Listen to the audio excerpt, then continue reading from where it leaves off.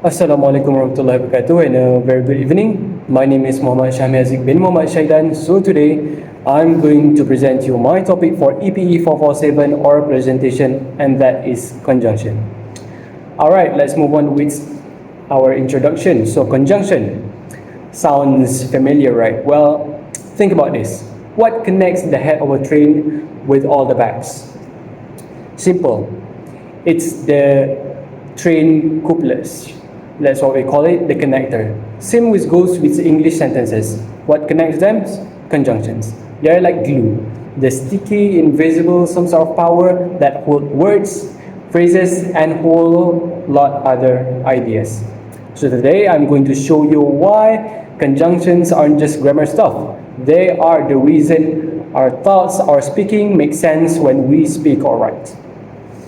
Alright, next slide. What are conjunctions? The definition of conjunction is a word used to connect words, phrases, or clauses.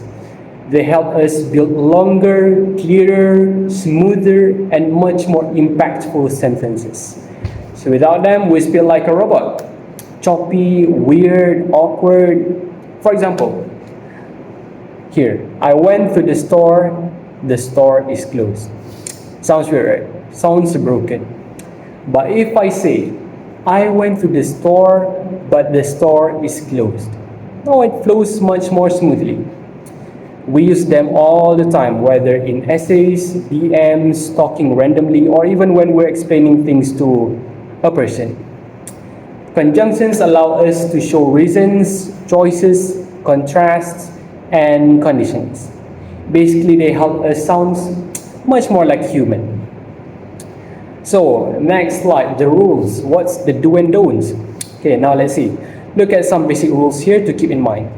Do use commas in compound sentences, and especially you want to look much more formal. And keep clauses parallel, like this.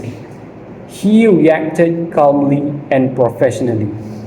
Alright, don't mix things up. For example, if you mix things up, it will be like he reacted calmly and professional.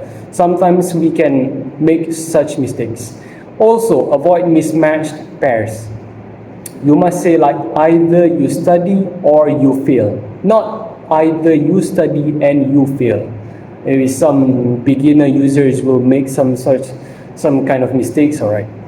Alright, let's move on with the next slide, and that is the example. Real life examples. Here are a couple of examples from my own life.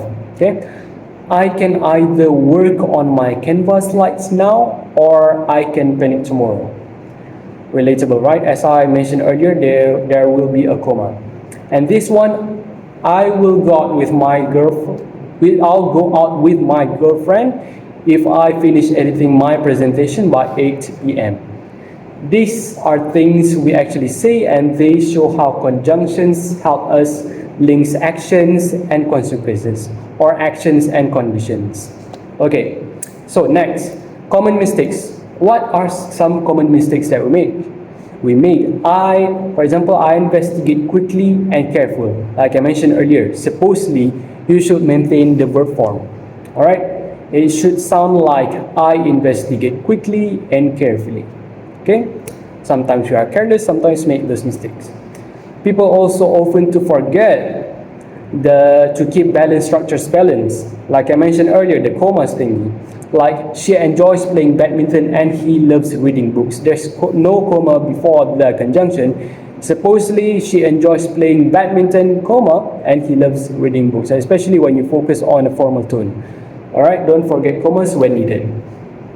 Alright, let's move on with our fun facts here. Here's a quick one. There's a popular memory trick we use even back then when we were in schools, and that is fanboys. The words fanboys that helps you remember the 7 coordinating conjunctions: for, and, nor, but, or, yet, so.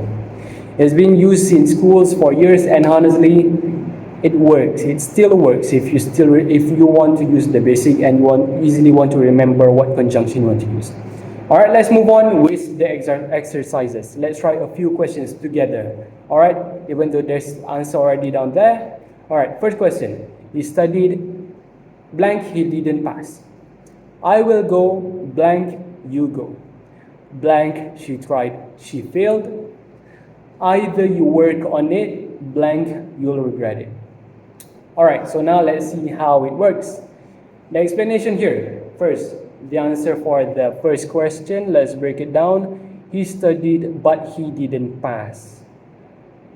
He studied, but he didn't pass. So we use but. Why but? Because we're showing contrast. We're showing an opposite here. Okay? Next question, question 2. I will go if you go. The conjunction here, if, is a subordinating conjunction, used to show that one thing depends on another. Okay. So third question, although she tried, she failed. So we use although here. Although introduces a dependent clause that contrasts with the result. Okay, see how each conjunction here serves a specific role. Okay, it shows how important for each sentences that we use the conjunction. All right, so last question. Either you work on it or you will regret it. It used to present two choices or possibilities. Okay. All right, so we come to an end. So to wrap it up, conjunctions may be small to you, maybe something is you can be careless to it, but it is something actually big. It's a big work. They connect our thoughts, improve our writing, and make our speech or conversation much more smoother. So everything I explained today was based on my own understanding, but I did some reference to sites like in Grammarly, the Scribble website, and the Zoe series, if I'm not mistaken, .com, just to double check the grammar rules. Okay, so thank you for listening, and remember guys, don't forget the glue. Bye.